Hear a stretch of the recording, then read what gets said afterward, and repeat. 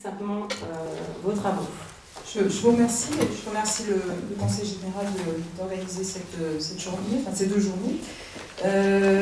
Alors j'essaierai d'apporter quelques éléments, peut-être pas de réponse, peut-être plutôt de réflexion par rapport à vos questions. Mais tout d'abord, quand on parle de bio et développement local, il me semble qu'il y a une multitude de questions, mais il y a deux questions différentes dans le sens où on peut le prendre dans les deux sens. Il y a comment l'agriculture bio contribue au développement local, c'est plutôt ce que vous avez introduit. Et puis il y a comment le développement de l'agriculture bio dépend de contextes territoriaux spécifiques, et c'est peut-être plutôt comme ça que je vais en parler. Voilà. Donc je vais simplement retracer quelques-uns de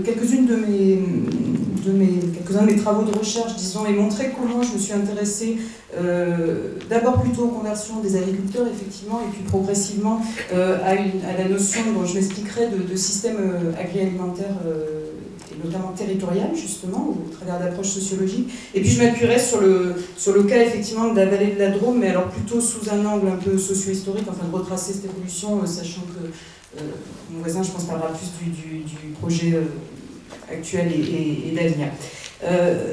Donc, alors, moi au départ, en fait, je m'intéressais même pas à l'agriculture bio, je m'intéressais à l'alimentation bio, aux mangeurs bio, et je me demandais pourquoi les gens, enfin les consommateurs, s'intéressaient, comment ils allaient vers la bio, est-ce que c'était par souci de santé, enfin sanitaire, bon, en plus j'ai fait ça à l'époque des grosses crises alimentaires des années 90, début des années 2000, ma thèse en l'occurrence, et puis je me suis rendu compte que déjà il y avait, ce qu'ils recherchaient aussi dans la bio, c'était, en tout cas pour certains, une certaine forme d'agriculture, voire de lien aux producteurs ou entre producteurs et consommateurs. Donc de fil en aiguille, je me suis intéressée au circuit court, ça va un peu de soi, puis ça se développait aussi fortement à l'époque. Et puis qu'ils avaient aussi une diversité dans les modes d'approvisionnement, ça a été souligné ce matin, je crois que c'est important. De la même façon que les producteurs bio ont souvent une diversité qu'on a tendance un peu à oublier dans les modes de commercialisation. Donc j'en suis venue à m'intéresser effectivement aux trajectoires d'agriculteurs. Je ne vais pas en dire grand-chose, simplement le fait que c'est important de prendre en compte la longue durée, enfin à l'échelle humaine, hein, pas à l'échelle historique, mais et la progressivité de ces changements. Le fait que souvent quand les agriculteurs se tournent vers la bio, il y a des antécédents dans leur parcours, que ce soit en termes de tentatives techniques, d'expérimentation technique ou autre, ou de valeurs aussi, ou un problème de santé ou autre qui peuvent expliquer ça, et que l'échelle de temps va en tout cas bien au-delà des 3 ans officiels de la conversion, et que ces conversions articulent non seulement bien sûr des aspects techniques, mais aussi des aspects d'apprentissage, de liens sociaux, etc. Donc ça, on essaie de le mettre en avant avec d'autres collègues. Et puis bien entendu des aspects économiques, enfin des questions de débouchés, et c'est là effectivement que j'en suis venue à m'intéresser aux éventuels verrous, au sens point de blocage qu'il y a dans les filières. Par exemple, il n'y a pas de collecte bio dans un secteur donné, en lait ou en céréales. Voilà comment les agriculteurs qui ne vont pas pouvoir commercialiser directement certains produits pourraient passer à la bio. Et puis inversement, il y a des leviers, donc j'y viendrai un peu avec le cas historique, enfin en ayant un regard rétrospectif sur le cas de la vallée de la Drôme. On a montré aussi comment, loin d'une idée où en gros on est soit en circuit long, donc c'est un peu une bio conventionnalisée, même si ça correspond à une certaine réalité, hein, c'est-à-dire qui se rapproche du modèle conventionnel, ou versus on est sur des exploitations très diversifiées et plutôt en circuit court. On a aussi beaucoup de configurations intermédiaires. Et j'ai même rencontré, contrairement à l'image, notamment sur le maraîchage, j'ai beaucoup travaillé sur les légumes, sur la production de légumes, on a cette idée de production hyper diversifiée, un maximum d'espèces, etc., qui se vend en circuit court, en AMAP, sur les marchés ou autres.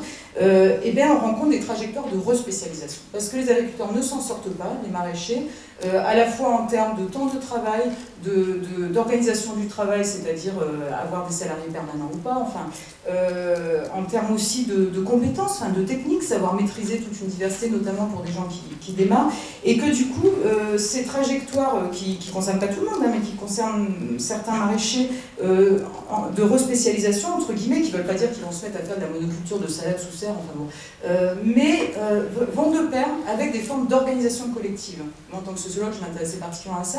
C'est-à-dire, par exemple, on voit des maraîchers qui se mettent à 3 ou 4 pour livrer un point de vente collectif ou une AMAP en légumes. Au lieu de devoir chacun avoir 40 espèces différentes, et ben, ils peuvent du coup se partager un peu les choses. Donc, voilà. Bon, c'est simplement pour aussi aller un peu contre certaines idées reçues. En tout cas, ce que je voulais dire là-dessus, bon, puis il y a un autre point qui est l'importance de la société civile, des consommateurs, des citoyens qui peuvent être à l'initiative de circuits courts, de pression sur les pouvoirs publics locaux pour, par exemple, développer le bio dans la restauration collective, enfin, qui ont aussi un rôle à jouer dans ces évolutions et bien sûr les politiques publiques. Tout ça pour dire que c'est vraiment important de contextualiser ce développement de la bio, c'est-à-dire d'analyser, quand on s'intéresse à comment faire plus de bio, analyser pas seulement comment les agriculteurs peuvent y aller, mais quel est le rôle des autres acteurs. Et puis, voilà, de comprendre aussi l'histoire d'un territoire, les spécificités d'un territoire donné. Alors, ce que je voudrais dire, je vais pas être très longue, et puis je suis pas... Enfin, ça résulte pour l'instant d'une enquête qui reste encore assez exploratoire sur le cas de la vallée de la Drôme. C'est que sur le développement, effectivement, très fort de l'agriculture bio dans la vallée de la Drôme, on a un peu deux récits dominants, parfois combinés d'ailleurs, qui sont soit ces agriculteurs, en particulier des néo-ruraux très innovants qui sont à l'origine de ça, soit c'est la volonté très forte des politiques locales et des élus locaux qui a permis d'aller vers ça, et avec souvent l'idée que ça serait un peu les deux, hein, bien sûr. Effectivement, on a de fait, dans cette vallée et dans la Drôme plus particulièrement, une tradition d'intercommunalité de développement local, bon, ce sont des secteurs pionniers de ce point de vue-là, historiquement. Ce que je voudrais dire, c'est que il faut sûrement voir que c'est assez complexe et très intriqué.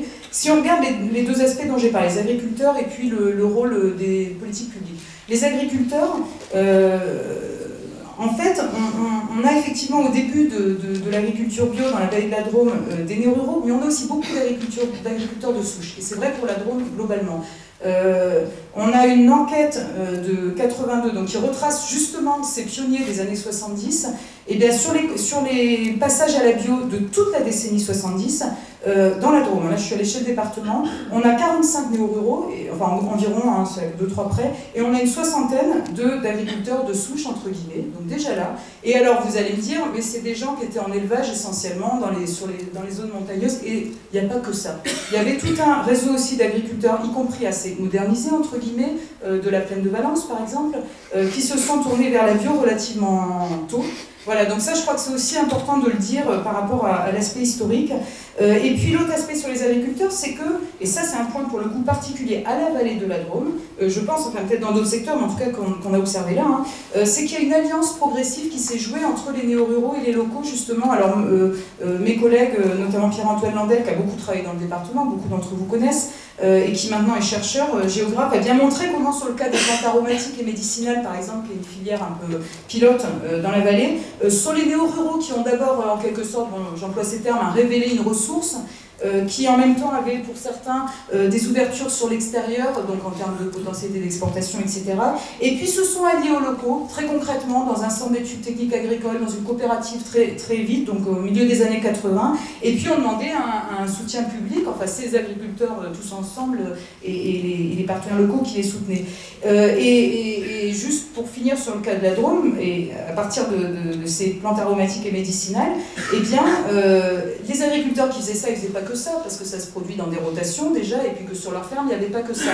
Donc du coup, les agriculteurs et les acteurs locaux se sont dit, il faut aussi travailler sur les autres filières, moyennant quoi il y a eu au début des années 90 un programme qui a, je pense, été assez décisif, intercoopératif, donc incluant la coop céréalière et la coopérative viticole et aussi d'approvisionnement, pour voilà, faciliter la collecte en bio dans les autres produits de ces fermes-là.